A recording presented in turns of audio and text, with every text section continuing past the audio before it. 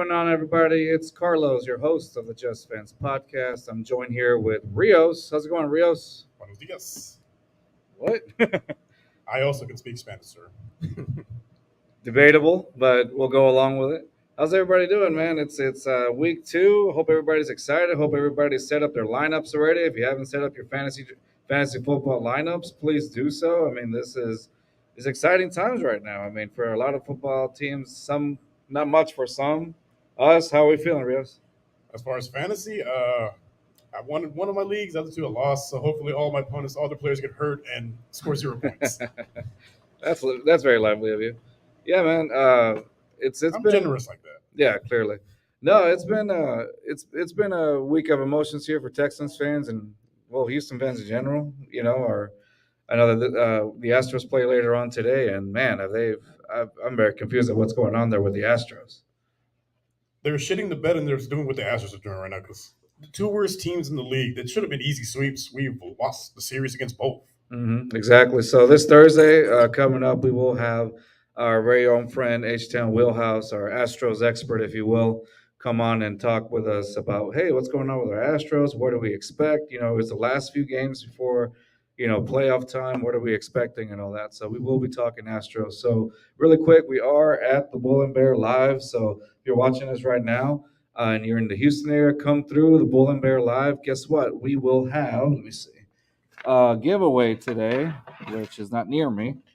A giveaway today, which is a Framber Valdez World Series ring for lucky followers. So please come out, pick up your Framber Valdez. All you have to do is come in, get a little ticket, and if we choose your name at the by the beginning of our post game show after the Texans game, then you will be the winner of the Framber Valdez World Series ring. And I am open to bribes. Yes, Rios is clearly open to bribes, but I can be bought. he can very easily be bought. Yes. No, so let's talk. I brought a few notes on it. Crazy that I actually got prepared for today. Look at you. I know, right? Look at the growth. Now the thing is, I have to see if I can read my handwriting, which is probably not. You're gonna need a cryptologist. Yes, I'm gonna. What is this? I think that's a Q. I don't know. Are those hieroglyphics? They're hieroglyphics. Yes, exactly. So, there were a lot of negatives and a lot of positives over last week's game with CJ Stroud. Excuse me, with the Texans, not CJ Stroud. I'm sorry.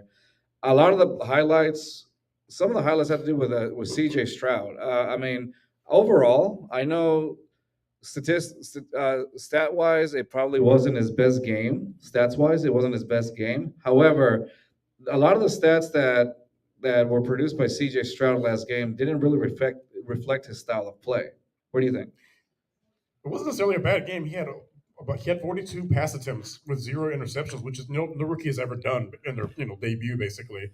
So he had a pretty solid outing by all means and measures. It was a very solid outing, not spectacular because there's no touchdowns. Right. We lost, but very very encouraging because again 42 pass attempts with no interceptions, Right. high completion percentage, had a decent amount of yards. It's just they became one dimensional and it's kind of hard to win when you're one dimensional in this league. You gotta be multidimensional. You gotta be able to establish the run and then use the run to establish the pass. They were kind of doing it backwards last week, which again, hopefully this week they kind of do a 180 and focus on running the ball and use that to set up the pass. No, I agree. 100%. I agree with that. I don't see it as how do you call it? That was a negative part of it. Just being able to like not utilize the run, bad play calling, all of that. I think that attributed to a big part into the Texans losing last weekend against the Ravens. I feel like the win was actually pretty attainable because I mean, let's be honest. Lamar Jackson didn't play his best game. He didn't really have anybody to throw to.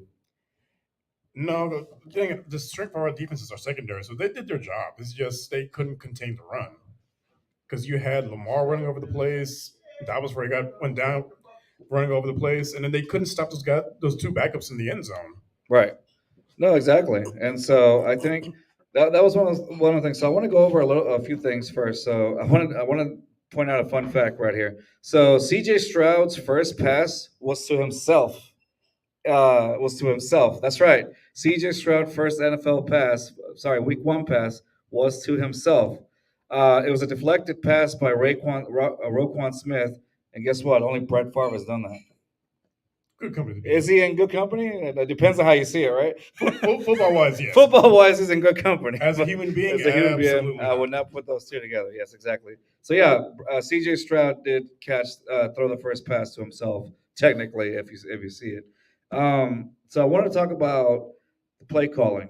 The play calling. I thought that was the biggest weakness in the Texans game against the Ravens last week. I know I've been pretty adamant about that, but what another part was the O line. Today, the Texans don't have Laramie Tunsil in the lineup.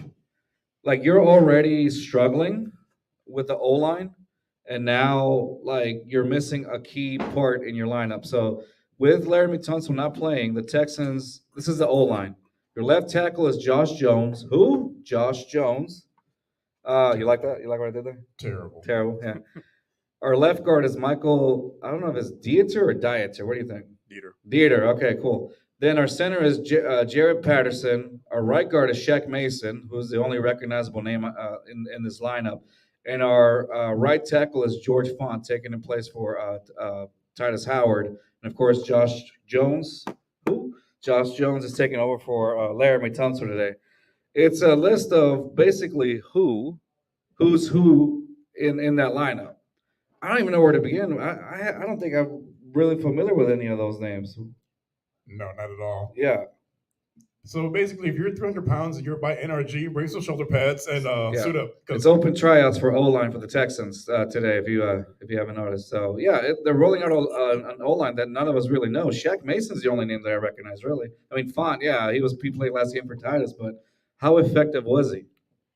Not at all. He was terrible. So I want to go over a little bit over the O line really quick. Some stats that I saw on the O line. So basically, the text. Hold on one second. I have the pass rush. I'm all out of order here, but whatever. Oh, here it is. So the O line didn't really protect C.J. Stroud that much. He took 10 QB hits, 5 sacks, and he was pressured almost 40% of the time. More accurate percentage, 37.5% of the time he was pressured. So That's not good, right? that I think 40% of the time being pressured, taking 10 QB hits, and then getting sacked 5 times. I don't think that's any good for anybody, especially being a rookie quarterback.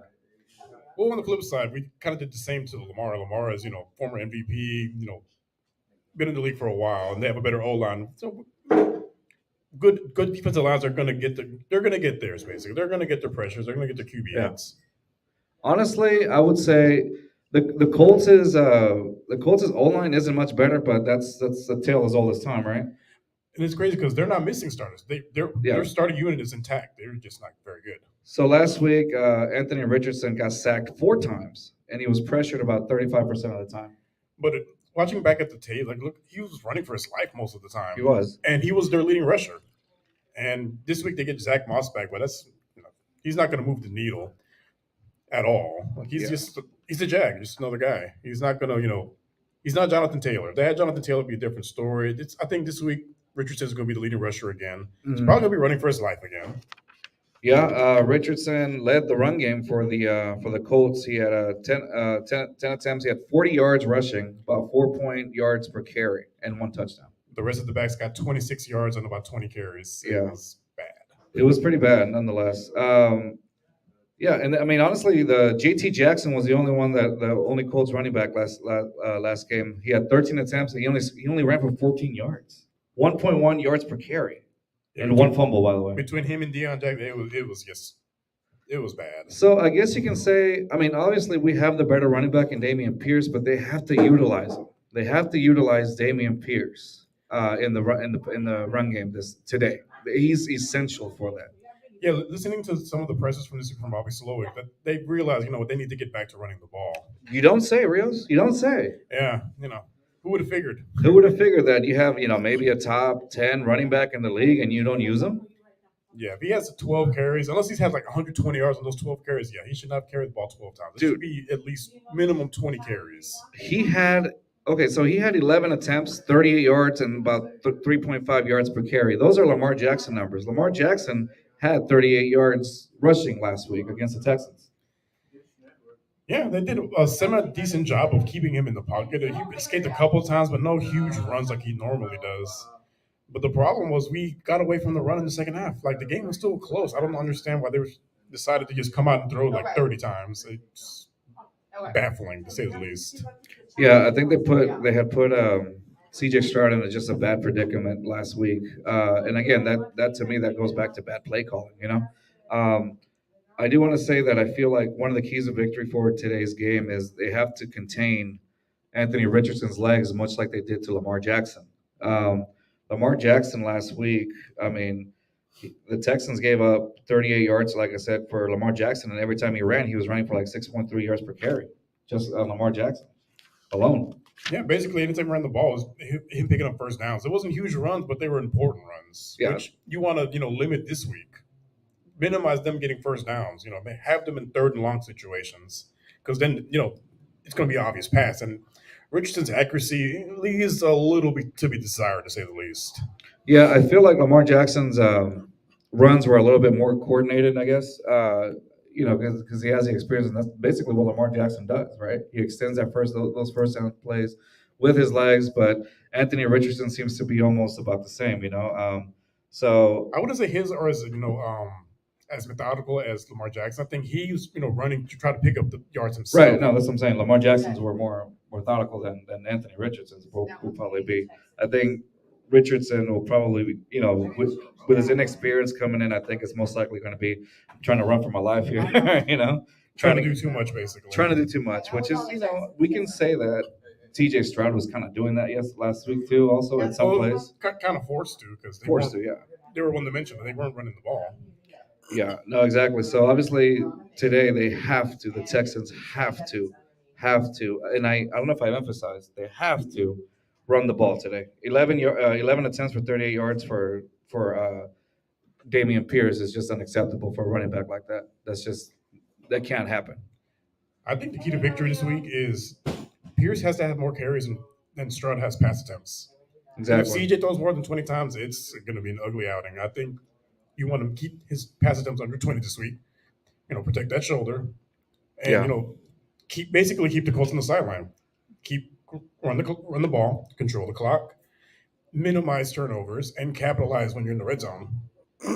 No more field goals. No more field goals. Seriously. Again, like I said last week, and it actually ended up happening. I was like, the Texans usually struggle at the beginning whenever they go for three and out, an immediate three and out.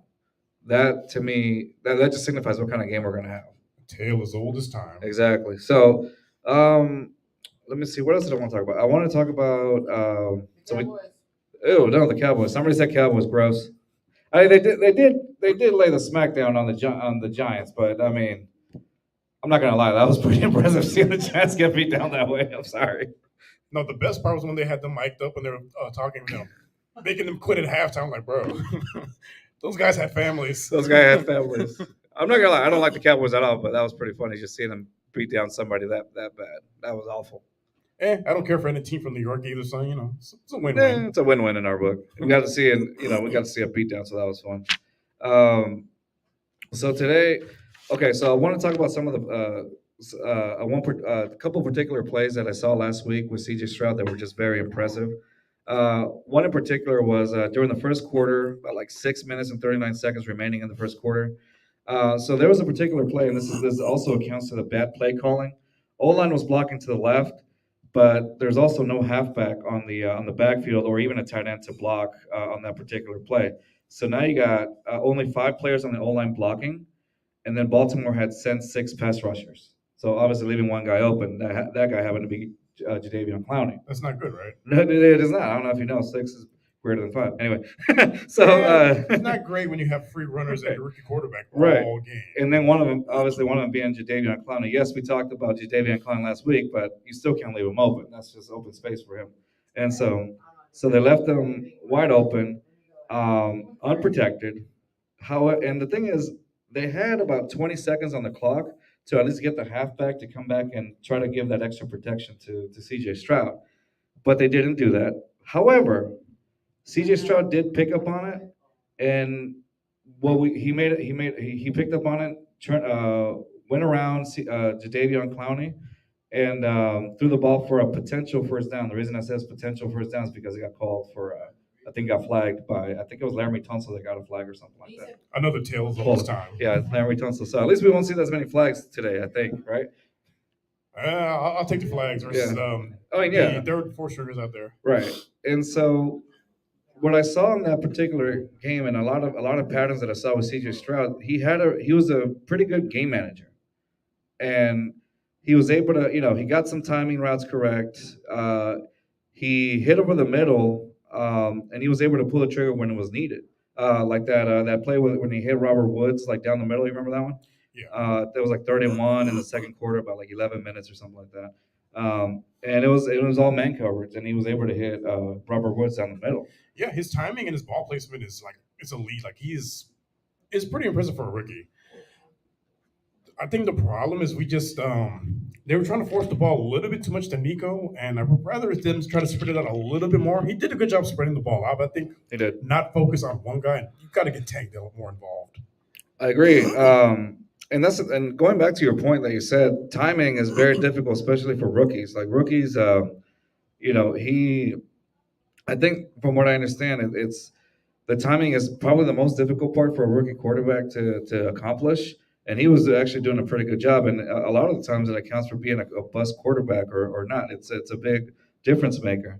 Yeah, And he has that. accuracy.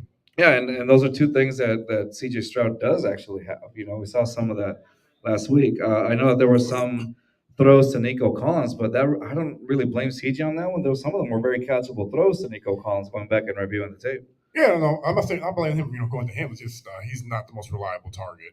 He's not. There was one also another play where he threw it to Tank Dell on a third down situation and he got the first down. That right there was good just because you were able to get Tank Dell involved, and this was one of those attempts where he threw it to Tank Dell and he nailed it. And honestly, it's a play that how do you call it, a veteran quarterback could make down to the sideline, and he did it well with a great timing and great accuracy. Yeah, just going back to training camp, just the connection that they had in training camp and preseason. Like, I don't understand why they got away from that in the regular season.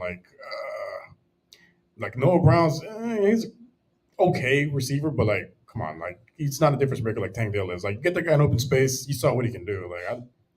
So now with him on injured reserve, this is definitely Tank Dell's chance to, hey, I need to be the starter.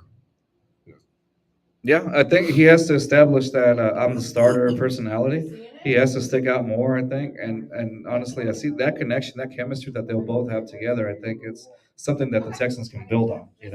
A little connection that they can have. So I wanted to talk. And all this is obviously just a learning experience for CJ Stroud. As he goes along, that's the interesting part coming into this season that I really wanted to see is the development. Like it's kind of like when you're watching a series and the character develop. You start off slow, and then just the character development gets better throughout the show, and that to me that accounts for a great show. When you get to see obviously the mishaps, the mistakes, and all that. Yeah, it can be frustrating at times, but that's what makes you enjoy that character even more. Right? The growing process. The growing process. It's what do they say? Sometimes it's not about the destination, but the journey itself. Well, that one, I mean, look at you being philosophical. I know, right? I stayed up to practice today, sir. I'm just kidding. What's in that water? There's a lot of things in that water. Now, so today I wanted to compare a little bit with the Colts versus Texans. So let's talk about Richardson and CJ Stroud. Okay, so let's compare some stats between them.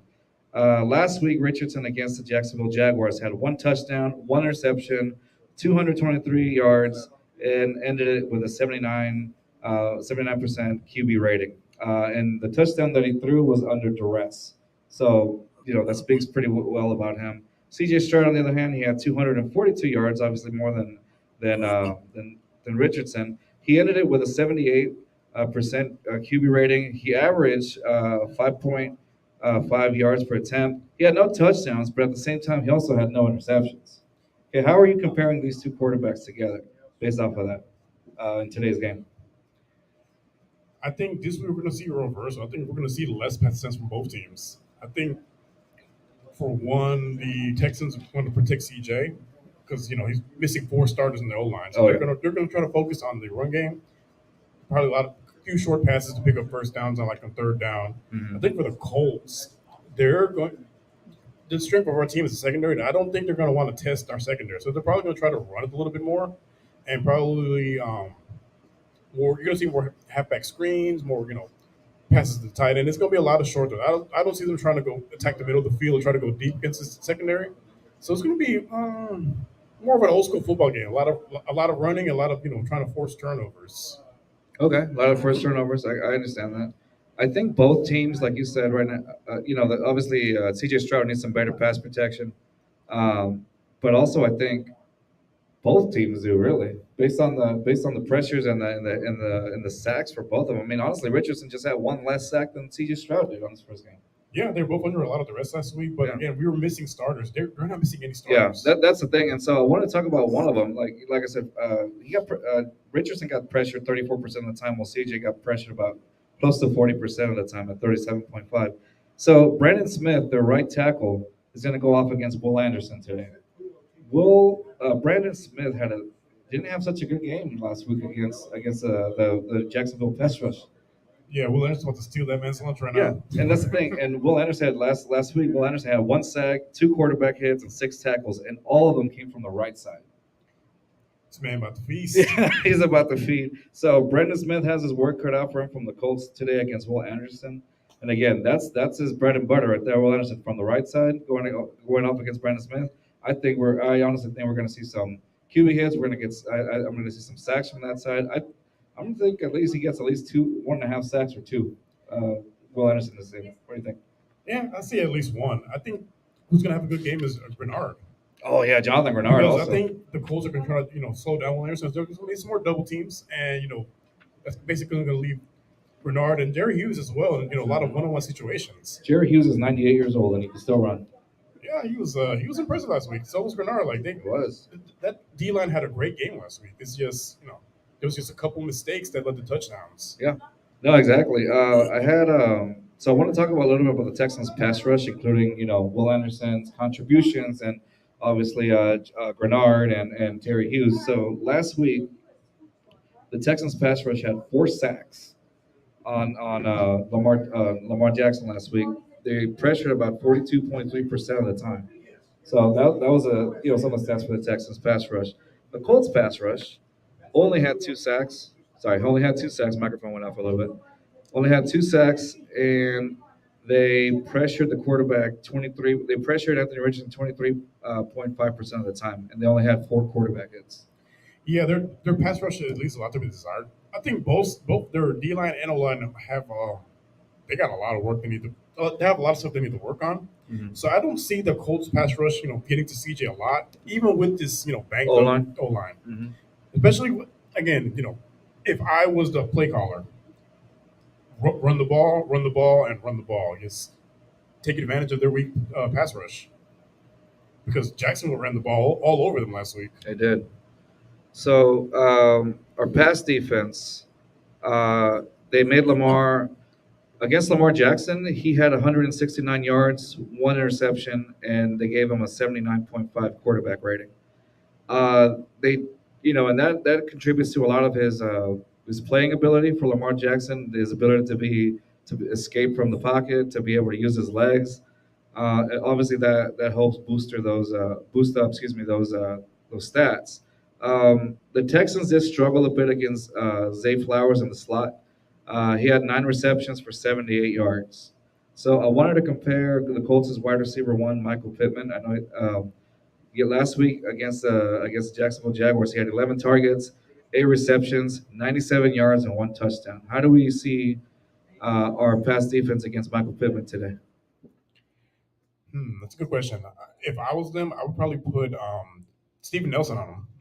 Okay. Put the veteran on him. All right. So him now, because outside of Pittman, I can't even name another receiver on Yeah. the Colts. I think that, I mean, obviously he's established himself as wide receiver one for the Colts, but I don't see anybody else really stepping up to that at that point. Um, but yeah, I think they need to really, yeah. So you say Steven Nelson, put him on there. Yeah, put the veteran on him. I love Stingley, but again, he doesn't have a ton of experience yet. Right. So I would say, because this game is a must win. It's a divisional game. You don't want to go down 0-2, especially to a division rival. Right. Especially when probably the rest of our division is going to lose this week. Yeah. So definitely don't want to be 0-2. You don't want to be in the bottom. If they can pull off the win this week, they'll be tied for first place.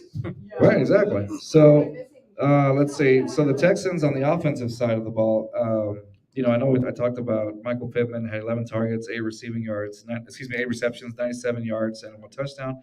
On the opposite side, Robert Woods had 10 targets, only 6 receptions out of those 10. He went for 50, and he only got like 57 yards out of those. Nico Collins, however, had 11 targets and only 6 of those were receptions. He went for 80 yards. Yeah, he picked up decent yards, but I think, they targeted him way too many times. He's not reliable as far as pass catcher at all. I think they need to focus more on getting the ball to Schultz. Schultz was a much more reliable target. Yeah, no, exactly. So against Schultz, I agree. So they had so let me talk about. I know we talked about our pass defense, but let me talk about the Colts pass defense. The Colts pass defense gave up 2 touchdowns to Trevor Lawrence, and they gave him 103.8 passing quarterback rating. That's not good, is it? No, it's awful. So honestly, I feel pretty comfortable with that. You know, obviously the Ravens have a better pass rush than the Colts do, and if you were able to, get Nico with 80 yards and even Robert Woods at 57 yards, I think that may be a weakness we may be able to expose.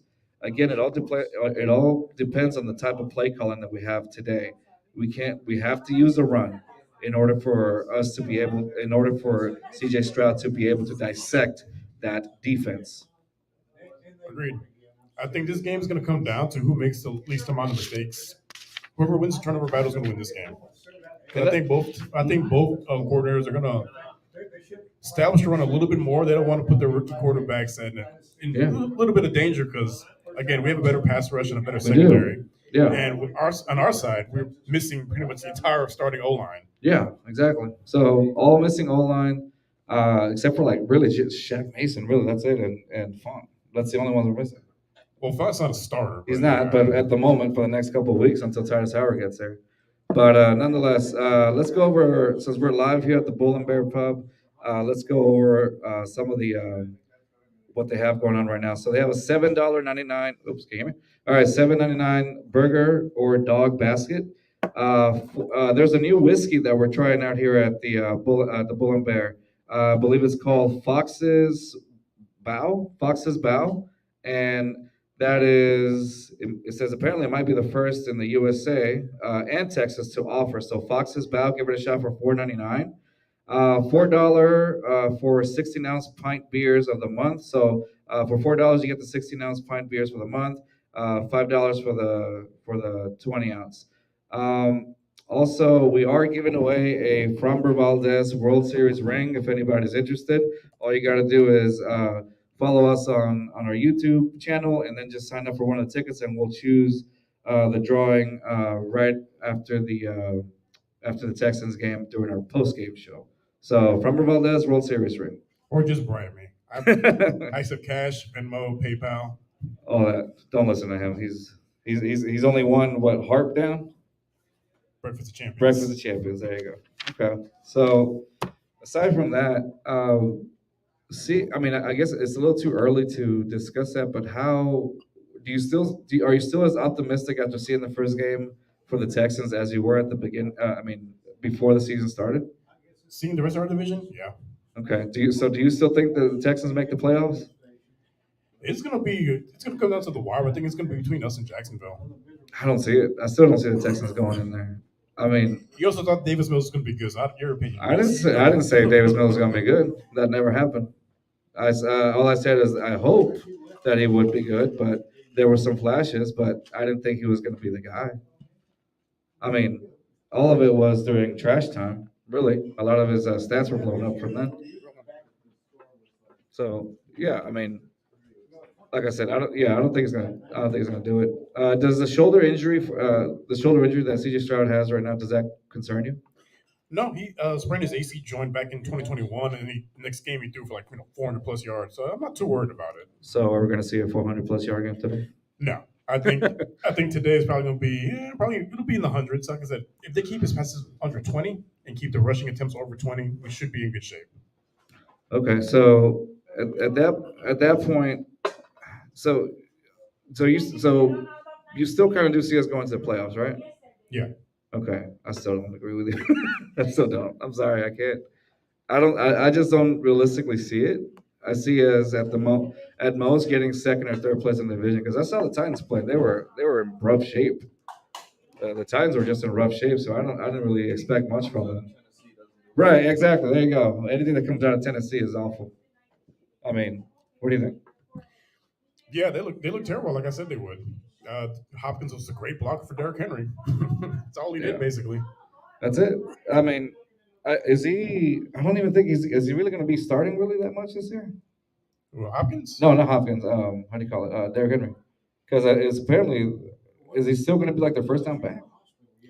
Yeah, I think problem isn't Derrick Henry so much. I mean, he's getting to that age where running backs have a sharp Right. decline. I think the problem is Tannehill. He threw 3 interceptions last week. That's right. Yeah, I forgot Tannehill. Yeah. He's probably gonna be benched by the bye at this rate Well, because when we talked to Sam, our first, our I guess our Titan specialist, which isn't much to say, there's not much to brag about Sam. He did mention he's a terrible human being. he's We an hate him. awful. You should hate him as much as we did. No, I'm kidding. No, We're not. he mentioned that most likely could this be Tannehill's last game as a Titan? If he has I another guess performance like last week, he's you've got done. to see what you have in Willis and Mayo boy. Mayo boy. Yeah, exactly. So I mean, honestly, with the Titans being in such a rough shape, I personally see the lineup at the end of the season as uh, honestly Jacksonville. It depends how the Colts play today, but I can still see us in second place, and then the Colts, and then the Titans. That's how I see it. I think it's gonna be a battle for last place between the Colts and the Titans. Hmm. Just because again they're not missing starters and they're playing terrible. Imagine if they had any injuries, it'd be even worse. And the Titans are the Titans. They I think they wasted a lot of Derrick Henry's prime with Tannehill. Like They they did. really should have tried to get upgraded the quarterback position, but hey, So let me ask you. I'm looking at the screen right now. I'm looking at Jordan Love for the Packers. Were you surprised at his performance last week, or were you not? Or did you expect that? so I have a lot of Packer friends on Twitter, and they were real big on Jordan Love, and they would send me clips to look at. I'm like, he might actually be the guy at quarterback.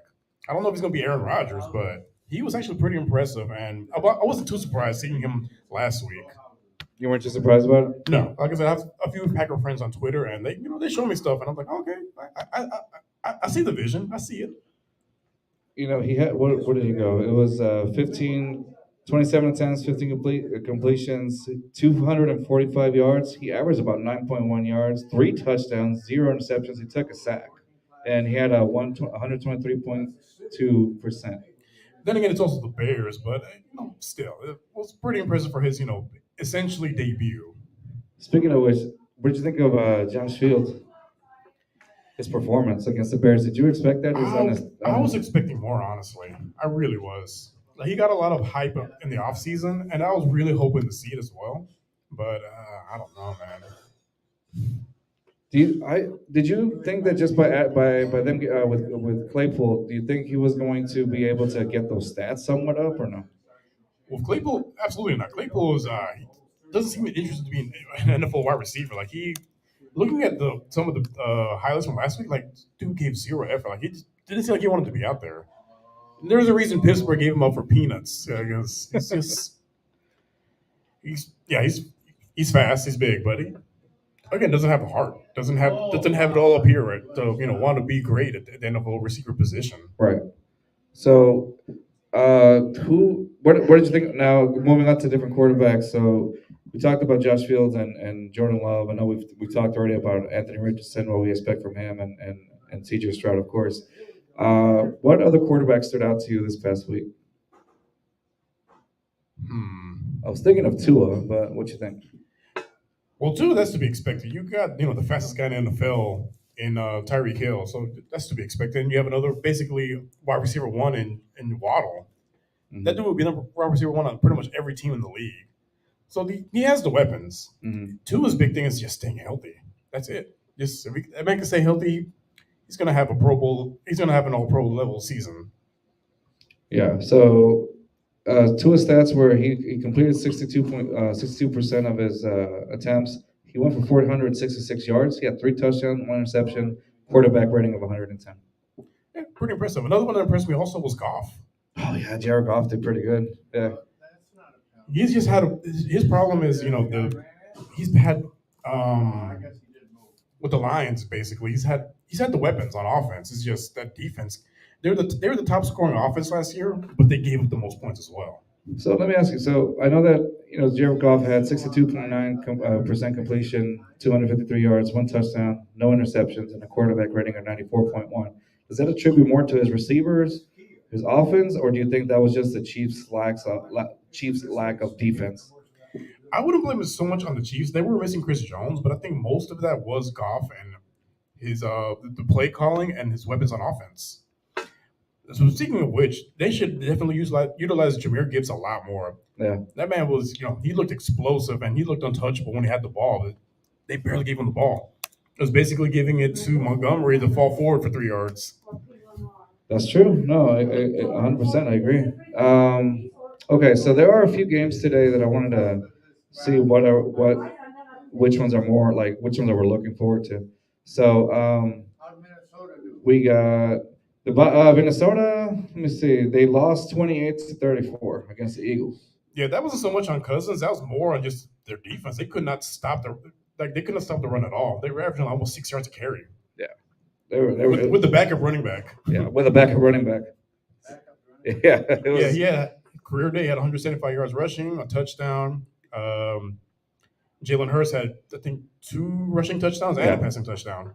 Yeah, they're just going to stop the run at all. So that was the Vikings really fell apart defensively, really, against the Eagles. Yeah, they had almost 300 yards rushing. Yeah, it was bad. They looked like us last year. That was that bad.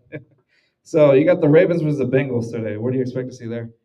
I expect a turnaround from Joe Burrow. He had a terrible game last week. I was having fantasy, so I needed him to throw like 5 touchdowns. But I think this week, I think what set them back last week was Jamar Chase, trying to basically talk trash about the Cleveland mascot, and they took it personal.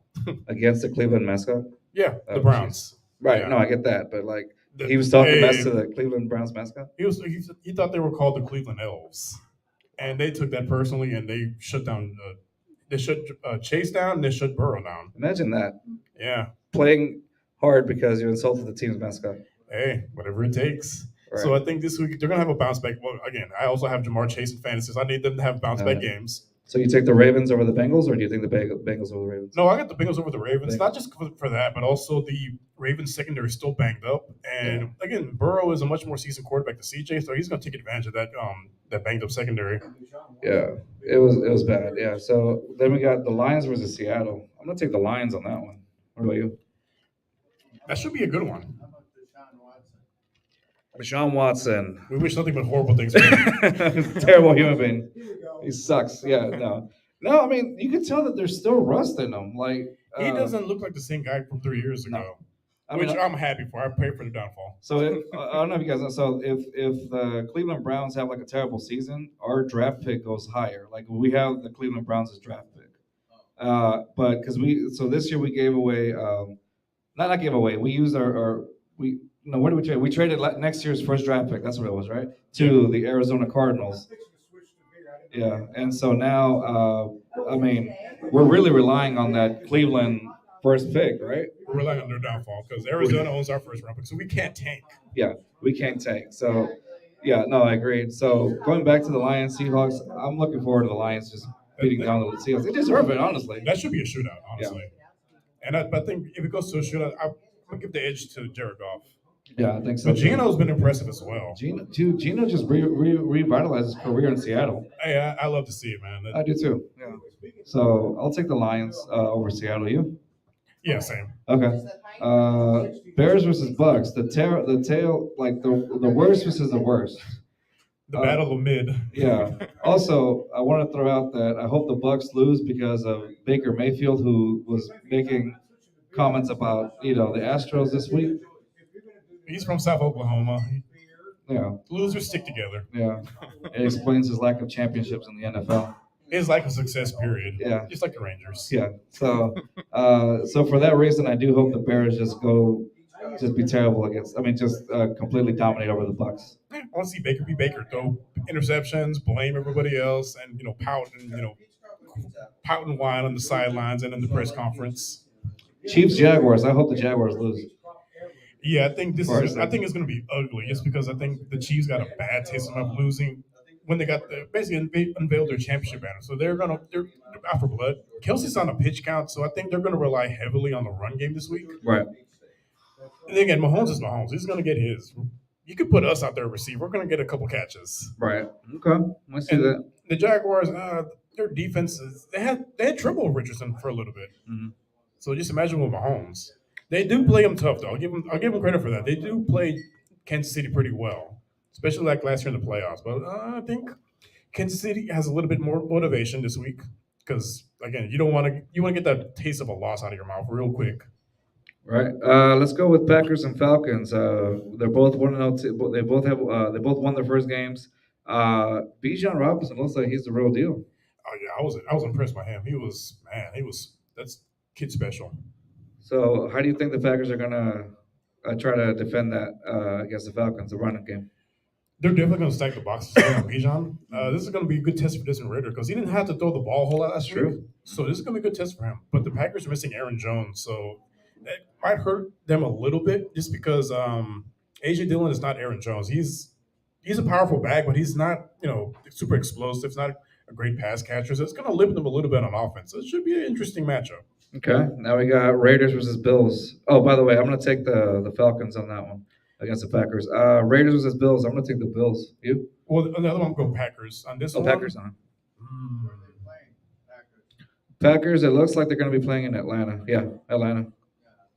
Yeah. Yeah, I would take Atlanta on that one, just because of the home field advantage and all that. So I would say Atlanta for sure.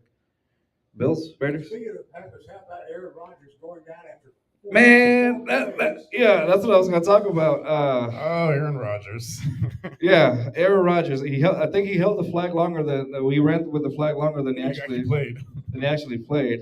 Man, that was honestly, I felt bad for the Jets organization at that point. They're from New York. I feel zero sympathy for them at all. The Rios feels no sympathy because they're from New York, but I felt bad for them because I was like, they were so hyped up. They even did the HBO was it Hard Knocks with him and all. They built him up so much, and he lasted what 4 plays. You know what? It reminds me of another guy that didn't retire soon enough, Brett Favre. Brett Favre, yeah, exactly. He's following Same like, career same track. thing. So he's going to play for the Vikings. He this year. plays for the Vikings next year, and it's Kirk Cousins' last year in contract too. So there you go. The script writers are on fire right now. Writing the script, yeah, exactly. Yeah, Aaron Rodgers, man, that was such. I mean, if I was a Jets fan right now, I'd be upset, horribly. I mean, Impressed. they've been in business since 1969. Jets and Mets line, and I'm a New York Met fan. You're a Met fan? State, so why not? Yeah, there you go. Oh man, There you go. Jets and Mets to the downfall. the second factory of sadness next to I know, Cleveland. I know. You know what? Gosh. In 1969, it was a miracle season for New York. Uh huh. Mets and Jets both were champions. They were should not have won. Mets and Jets were champions in '69. Yeah. Oh man. Oh Some man. of us are old enough to remember those days. Yeah. No, I think Rios might be. I wasn't. I was 35 back then. Yeah, exactly. So sorry. Back to the Bills and Raiders. I'm gonna take the Bills on that one. I think they're hunting because I think they lose last week, right? Yeah, they also So lost. I think they're coming back for revenge. They're pissed. Yeah, same here. Raiders. I wasn't super impressed by them. No, I wasn't either. I don't think the Raiders are going to be anywhere decent in the next 10 years.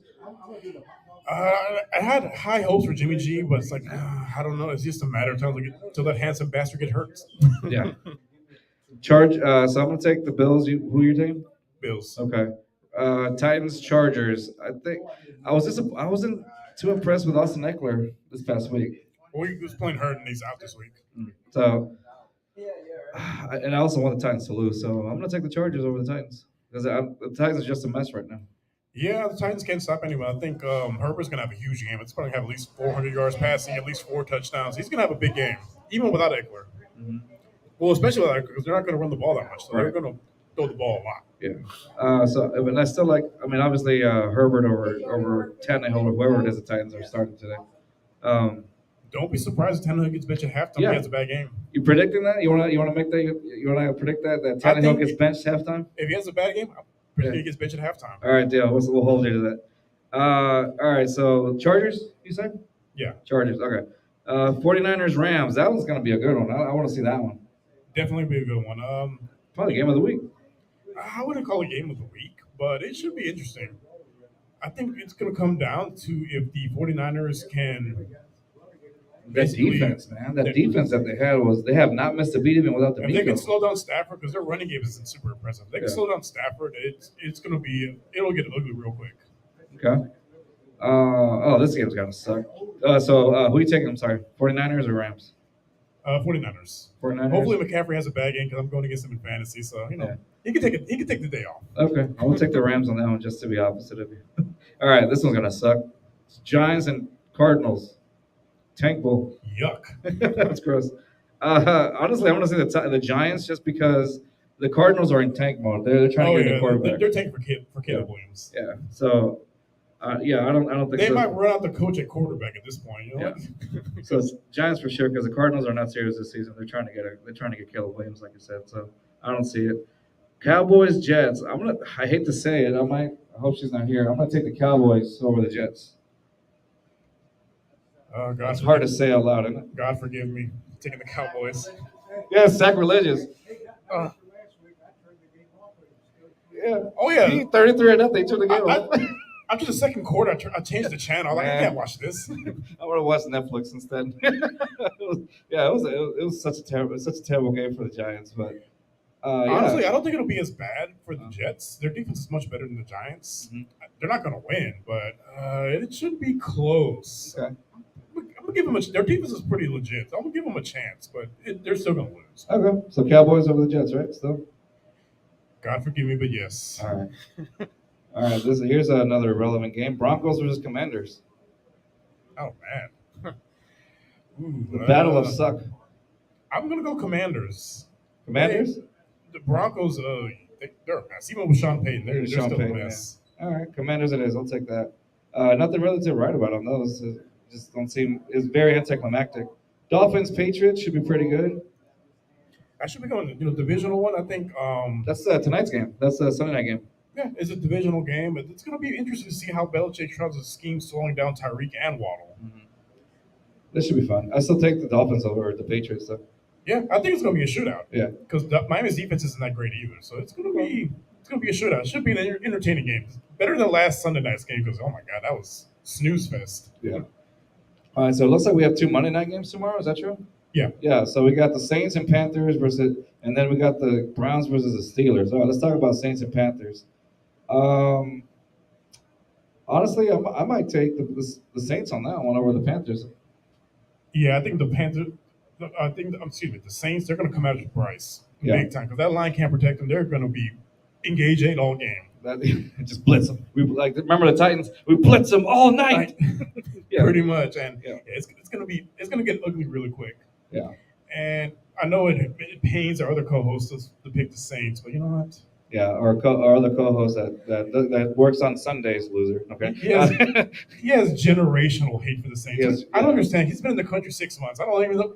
He can't even find New Orleans on the map. He used to see them in Venezuela all the time. No. So yeah, I'm gonna take the Saints over the Panthers just because, like you said, I think they're gonna pressure Bryce Young. Also, I think as it goes along, I know Derek Carr is not really a consistent quarterback here and there, but he might develop some chemistry, with who he's got. So I don't know. I'm gonna take the Saints over that one. Well, I have Michael Thomas in fantasy, Right. so I need him to have some points. So. Oh, you're just being biased now. And finally, Browns versus Steelers, dude. After the Steelers' performance last week, I hate this. I hate that the Browns are. I'm gonna take the win for the Browns on that one, and I hate to say it. Yeah, Steelers didn't look great. Steelers are bad. It's on both sides of the ball, really. Yeah. What's his name? Their offensive is it Matt Canada or something like that? The coordinator, Matt Canada or something like that. Is that I I can't remember. can't remember his name. Yeah. So that guy, I mean, he didn't change. I know the expectation for Pittsburgh Steelers fans were that he was going to change up the offense or whatever, but apparently he stayed completely the same. And so it was very predictable, and here we are.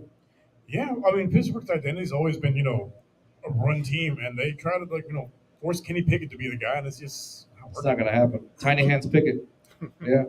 All right. So Tiny hand spigot. That's right. So I'm gonna take the Browns over the Steelers. Yeah, it's gonna be an ugly game. I got Cleveland as well. All right.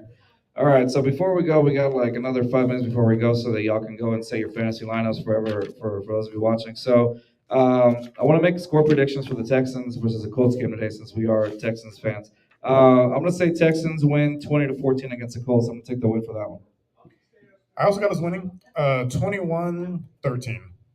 So it looks like it's gonna be a close game. Would you say that? Yeah, like I said, it's going to be close. Like we had a roundtable earlier this week with a Colts guy, and both of us we were in agreement. It's going to be a close game. Mm-hmm. It's going to come down to basically who wins the turnover battle.